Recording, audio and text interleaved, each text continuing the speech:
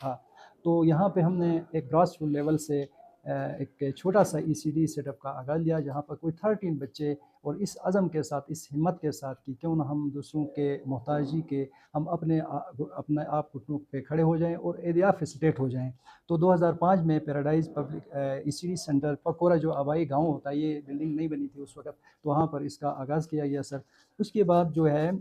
ये इदारा जो है इसी तरह वो अपग्रेड होते वो 5th पोजीशन पे आ गए। उसके बाद हमारे साथ मतलब इनको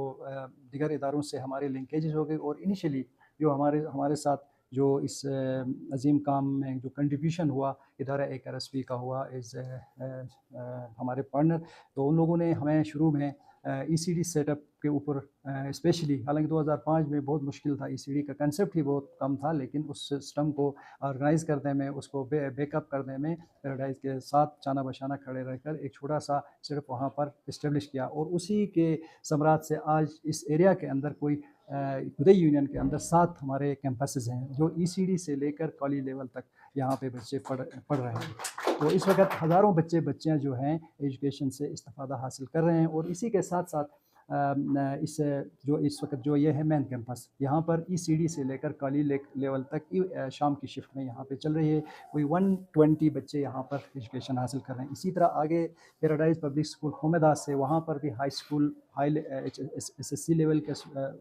बच्चा वहाँ पर ईसीडी से मेट्रिक तक की क्लासें चले। जो हमारे फ्रंट जो गांव आता है मैकियाल, डिजर्विंग एरिया है, कोई 200 गिराने हुए। फिर लोगों ने एक ज़रूरत को महसूस की, पैराडाइज नेटवर्क से अप्रोच किया, फिर हमने वहाँ उनकी ज़रूरत को मद्देनज़र रखते हुए वहाँ पर इस वक्त कोई प्राइमरी सेक्शन का वहाँ पर आगाज़ किया। इस वक्त 5th तक कोई 70-80 बच्चे वहाँ पर एजुकेशन हासिल कर रहे हैं। इसी तरह ऊपर नौगाम गाँव है, वहाँ पर कोई 70-80 बच्चे वहाँ पर पढ़ रहे हैं। इसी तरह आगे बुदई वज़ीर आबाद आता है, छोटा सा गांव आता है, वहाँ पर कोई 50 बच्चे कोई 2 साल हो गए वहाँ ईसीडी की क्लासेस चल रही हैं। इस वक्त जो इंफ्रास्ट्रक्चर के अंदर इस वक्त ये जो बिल्डिंग बनी है, कोई 4 कनाल ज़मीन पे मुश्तमिल है, और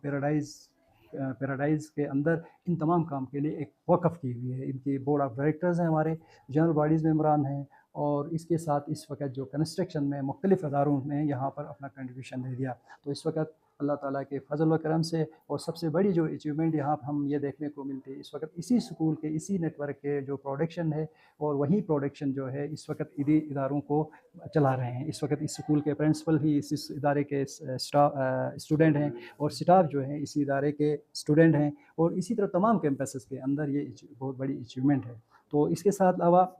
जो इनिशियली जो मैं ख़ुद कंप्यूटर स्किल से इस्तिफ़ादा हासिल कर चुका था, तो हमें जो है इसके कंप्यूटर स्किल्स की जो के ऊपर मज़ीद कोई ट्रेन करने के लिए 70 बच्चियों ने पैराडाइज़ के साथ एक आरएसपी के थ्रू 70 फ़ीमेल को एक आरएसपी के इस मतलब सपोर्ट से हमने 70 फ़ीमेल को कंप्यूटर की स्किल्स सिखाई, जिसमें मैं खुद इंस्ट्रक्टर रहा सर। और फिर कंप्यूटर की कोई 5 बच्चियाँ इस वक्त बीएस कर रही हैं, कोई इस वक्त प्रोफेशनल अपने गवर्नमेंट जॉब के अंदर आ गए हैं, कोई 10 बच्चियाँ जो हैं इस वक्त